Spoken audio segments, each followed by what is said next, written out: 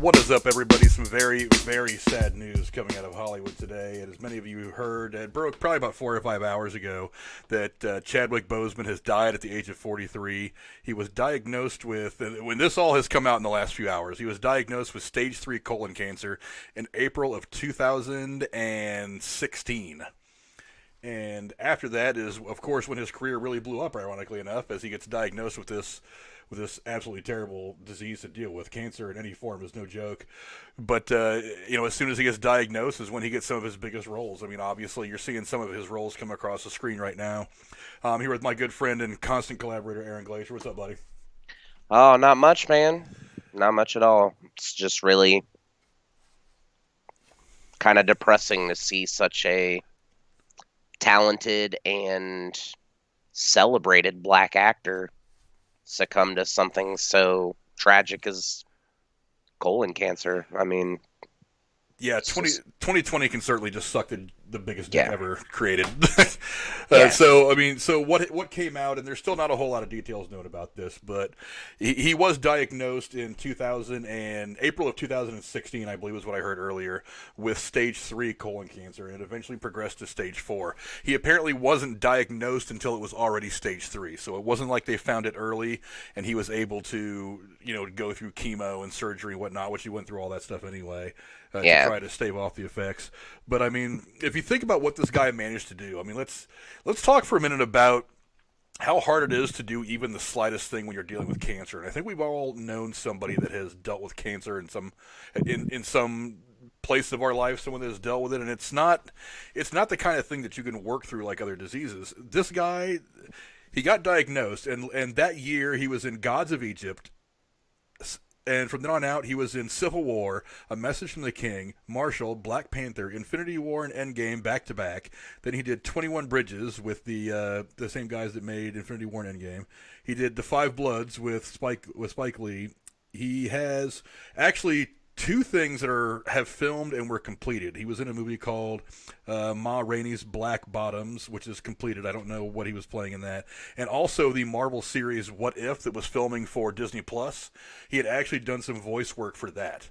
So we will get a chance, thankfully, to hear him in the voice. Give us the voice of King T'Challa one more time. He was also. He was in pre-production in a movie called Yasuki, which you and I were talking about a little bit before we decided to start recording. Yeah. And that sounded like it was a role that would have been awesome for him to play. I mean, it's Indeed. similar to Black Panther, but definitely definitely kind of a whole different thing. I mean, very, very much deep in like samurai mythology and stuff like that. He would have been fantastic in it. Yeah. But it's just so shitty. The guy's a year younger than I am. That's frightening. I mean, cancer hits everybody, man. And it'll rip through your life like a fucking hurricane. Yeah, it's and you said just a minute ago, and I absolutely agree with you. He's one of the best black actors out there.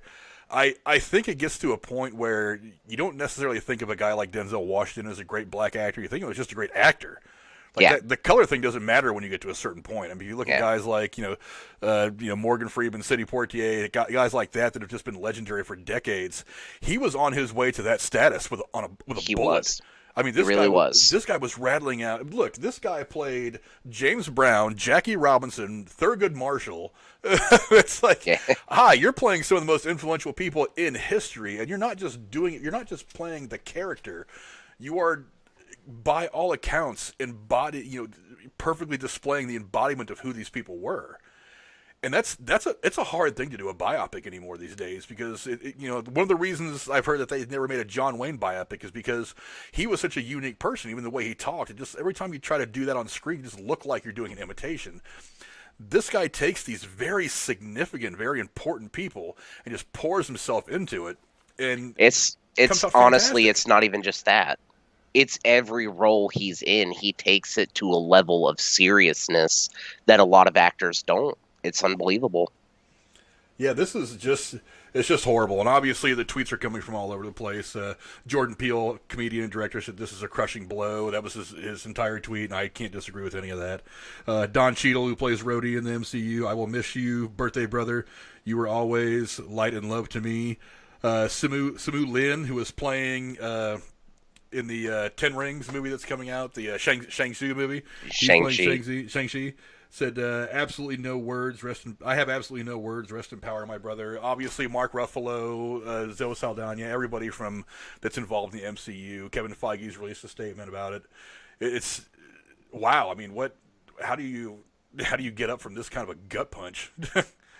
I don't know. It's going to be rough.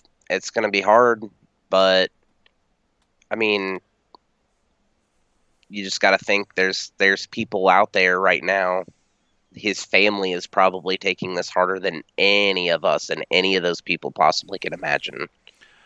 Yeah, it's a lot of people, and me included on occasions, I'll admit, kind of, they look at the way people react when a celebrity dies, and they're like, you didn't really know him, whatever.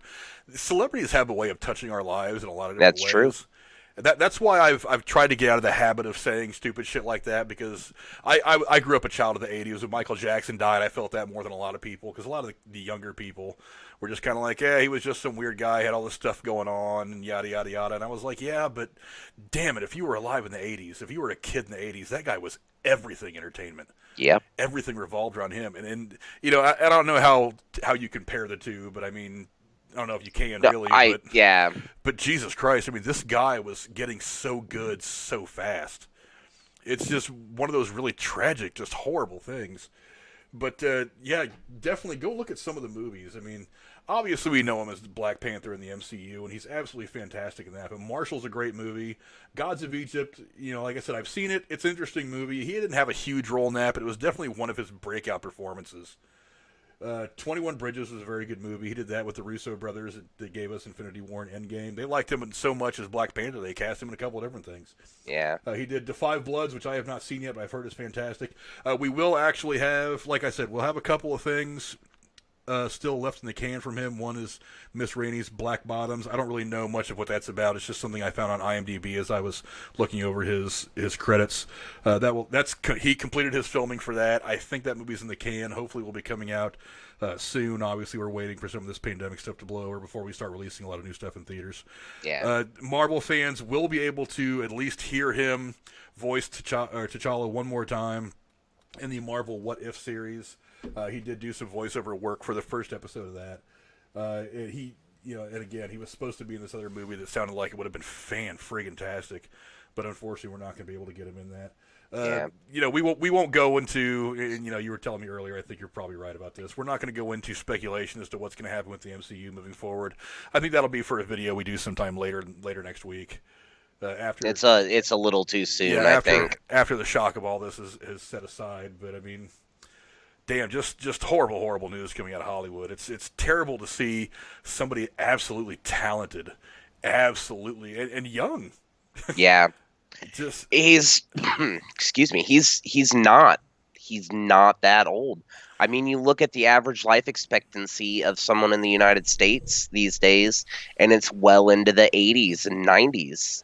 It's really disheartening to see someone with so much talent, so much life get struck down from something as just frustrating as cancer. Yeah, take care of your health, people. Go get those checks. I mean, like I said, I'm a year older than him, and I've been kind of putting off a lot of these checks because they're, not fun. But this is definitely a wake-up call for me to actually go get some of these things looked into. Because, like him, I've got kids, and he's leaving behind a wife and I think a child. I'm pretty sure he's got kids. I know the obituary on the AP said that he was surrounded by his wife and family. That's a good thing. But, yeah, just terrible. I mean, at 43 years old, this guy could have gone another at least 30 years just tearing it up. Yeah. At least, if not even further. I mean, look at Morgan Freeman. He's been doing this forever. Chadwick could have gone just as far. I mean, hell, Eastwood still does movies whenever he wants, and he's 175 years old. I mean, it's like, yeah. But I mean, and if anybody was going to be healthy at 90-something years old, like Clint Eastwood, it was going to be Chadwick Boseman. At least that's what we thought. And one of the things that makes this that much harder is that nobody knew. He just did not talk publicly about his cancer diagnosis. So as I'm driving around earlier, and this thing pops up on my phone, it says Chadwick Boseman dead at 43. I'm thinking to myself, no, I don't have my glasses on. I'm not reading this thing right. So I pull into where I'm driving to. I put my glasses on and look, and sure as shit, it says Chadwick Boseman dead at 43. And I was like, are you absolutely fucking kidding me? It's just horrible. Yeah, it's just bad all around. And he never said anything about it. You know what's really amazing? Talk about some intestinal fucking fortitude, some absolute guts that some people don't have. He gets diagnosed with cancer, and while he's going through the operations and the chemo, which it's now come out that he was doing, he managed to keep himself fit enough to do Black Panther 1, 2, 3 times, and to do physical movies like 21 Bridges and To Five Bloods. And Message from the King is a good movie. It's like after dealing with cancer, going through chemo and stuff, he still managed to keep himself in shape and do these very physical movies. I will say that now that the information has come out that he had colon cancer towards the end of Endgame, and I think maybe in 1 or 2 parts of Infinity War, it does kind of show in his face how much thinner he had gotten. Well, there was actually a lot of stuff, a lot of hay that was made online back in April on Jackie Robinson Day. That's the day, obviously, where Jackie Robinson played his first game with the Brooklyn Dodgers. He did a video for his Instagram, and he looked very, very poorly. And that sparked a lot of internet debate on whether he was sick or not, but he still never came out and addressed it. A lot of people had kind of wrote it off. They were like, he's probably doing it for a movie role, which, it's not uncommon for actors to do that. Christian Bale, very famously, got himself down to a very unhealthy level of skinny to do a movie several years ago. So it's not unheard of. So you kind of in your mind just write it off. Well, he's kind of method. He's getting ready for a role, or maybe he's just not ripped right. We're just so used to seeing him ripped as Black Panther or whatever that maybe we're seeing him when he hasn't been working out for a while. And he's turned a little flabby. There was a lot of excuses going around saying, whatever. It's probably no big deal because he never addressed it. And then all of a sudden this news comes across and it's, by the way, I've been battling cancer for 4 years and, we don't find any of this out until it's too late. Sometimes it's for the best. I mean, it's truly spectacular in this instance that this didn't leak from anywhere. Nobody in the media had this information. That blows my mind because people will literally stalk people's fucking houses. Oh yeah, the paparazzi does, yeah. Yeah, that like I don't even think it was in tabloids. Like this is all like wow. But it's also my point. The point I was sorry to cut you off. The point I was trying to get at though is that I mean it was his business to maybe it's possible that he didn't want the world to look at him differently for having cancer, and it's also possible that he just didn't want anybody to like say anything. Maybe he wanted to persevere through it for the fans and just not worry anybody. That's entirely possible too. Well, one of the questions that came up in some of the YouTube videos that I had watched earlier as this news is starting to break is what did they know? What did the people who run the MCU know? Because he's been on these sets for a long time with this. Did his fellow actors know? We don't know. Did anybody in the production know? Because the more people know, the harder it is to keep a secret. So you're not wrong. Who knows? You're not wrong. Yeah, who knew? Well, you're not wrong, but I imagine maybe someone like Kevin Feige knew. Maybe the directors knew. But I guarantee you, if his co-stars knew, it is highly likely that either Tom Holland or Mark Ruffalo would have probably unintentionally spilled the beans on that by now. So I think it was probably pretty close to the chest. Well, I think the way that they leak spoilers for their movies is probably planned. It's not necessarily them being so chatty. I don't think anything that Mark Ruffalo accidentally slipped he was supposed to. Yeah, it's just this whole thing is just mind numbing. Yeah. You see some of these pictures that are floating across the screen right now.